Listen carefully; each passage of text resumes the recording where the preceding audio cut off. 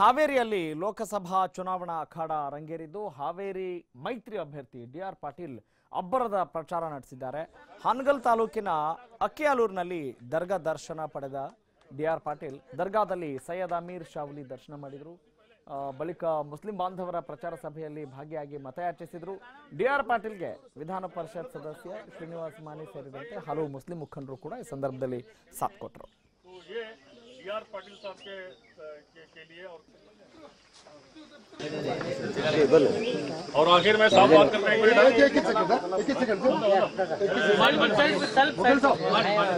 लिए पीछे सर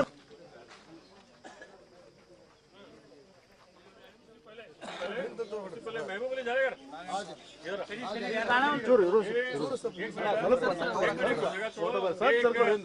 उर्दू के उभरते हुए कवि हैं, तो ये डी.आर. पाटिल साहब के लिए और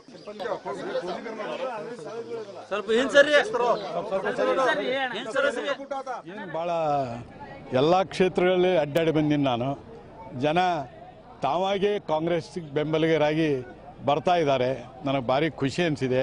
71ರ ಚುನಾವಣೆಯಲ್ಲಿ ಸಕ್ರಿಯವಾಗಿ ಪಾಲ್ಗೊಂಡ ನಾನನ್ನು ಅದೇ ವಾತಾವರಣವನ್ನು ಈಗ ನೋಡ್ತಾ ಇದ್ದೀನಿ. ಬಹುತೇಕ ಕರ್ನಾಟಕದ 28 ಕ್ಷೇತ್ರಗಳಲ್ಲಿ ದೋಸ್ತಿ ಪಕ್ಷಗಳ 28 ಅಭ್ಯರ್ಥಿಗಳು ಆಯ್ಕೆ ಆದರೆ ಆಶ್ಚರ್ಯ ಇಲ್ಲ.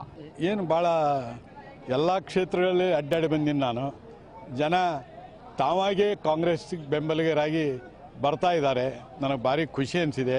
71ರ ಚುನಾವಣೆಯಲ್ಲಿ ಸಕ್ರಿಯವಾಗಿ ಪಾಲ್ಗೊಂಡ ನಾನನ್ನು ಅದೇ ವಾತಾವರಣವನ್ನು ಈಗ ನೋಡ್ತಾ ಇದ್ದೀನಿ. ಬಹುತೇಕ ಕರ್ನಾಟಕದ 28 ಕ್ಷೇತ್ರಗಳಲ್ಲಿ ದೋಸ್ತಿ ಪಕ್ಷಗಳ 28 ಅಭ್ಯರ್ಥಿಗಳು ಆಯ್ಕೆ. ಓಕೆ ವೀಕ್ಷಕರೇ, ಈಗ ಭಾರತೀಯ ಜನತಾ ಪಕ್ಷದ ಅಭ್ಯರ್ಥಿ ಶಿವಕುಮಾರ್ ಉದಾಸಿ ವರ್ಸಸ್ ಮೈತ್ರಿ ಪಕ್ಷದ ಅಭ್ಯರ್ಥಿ ಡಿ.ಆರ್. ಪಾಟೀಲ್ ಅವರ ನಡುವೆ ಒಂದು ತೀವ್ರ ಪೈಪೋಟಿ ಇದೆ.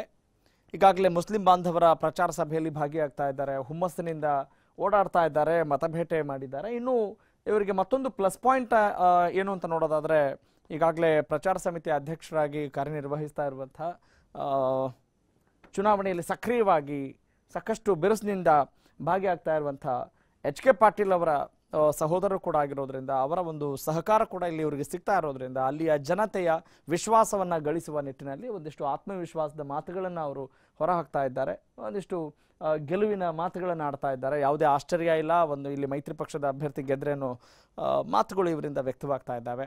ನೋಡೋಣ ಮತದಾರ ಸೂಕ್ತ ಅಭ್ಯರ್ಥಿಯನ್ನು ಯಾವ ರೀತಿ ಆಯ್ಕೆ ಮಾಡ್ತಾನೆ, ಅವನ ಮನದಾಳದ ನಿಲುವು ಏನಿದೆ ಅನ್ನೋದು ಮುಂದಿನ ಹಂತದಲ್ಲಿ ಗೊತ್ತಾಗುತ್ತೆ.